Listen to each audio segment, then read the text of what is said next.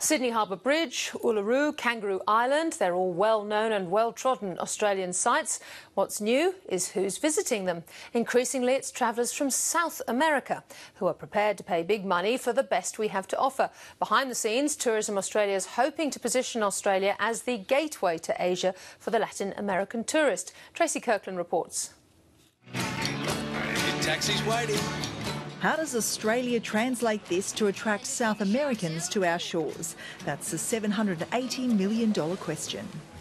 For Australia, it's already worth more than $256 million to our economy, and we predict by 2020 that will triple to closer to $780 million in expenditure. So a lucrative market already, but one that will treble over the next 8 years. At the latest trade fair selling Australia to the world, tourism operators said Latin America is the hot new market. And what that means is that we will probably invest more than we would in a traditional market in terms of return on investment, because we do see that growing, and we think that our Latin American numbers will probably double over the next year, but that is really from a small base. I think South America is 8 to 10 years behind where China and Asia is. I don't think it'll ever be as big as a China, but I do think it's going to be an extremely lucrative market for our country. And it seems buyers and travellers like what they see. Wonderful cities, historical places, Aboriginal people, everything is very interesting for us. It's the rise of the developing middle-class South American traveller that's driving the boom.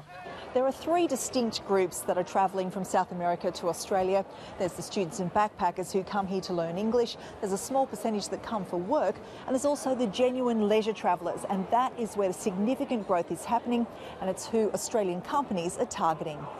At the top of the list is Brazil, with 31,000 visitors arriving in Australia last year, spending an average of $8,000 each. Apart from Brazil, I also believe Chile, which has the aviation connections, has great potential, Argentina, Colombia, and also Mexico, Central America.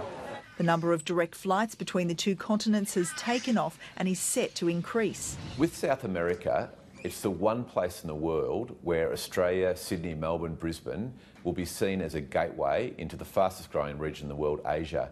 Inbound tour operators say the real challenge is educating travel agents in South America about what's on offer. It's a long process. It's not going to happen overnight, but it's just step by step, making them more comfortable in selling the destination. And if they're comfortable selling it, and if they know the product firsthand by coming here, they'll put it in their brochures. Australia at the moment is destination number 5. I would love for it to be destination number 3, number 2, and one day number 1. Either way, we can expect many more Spanish and Portuguese-speaking tourists down under.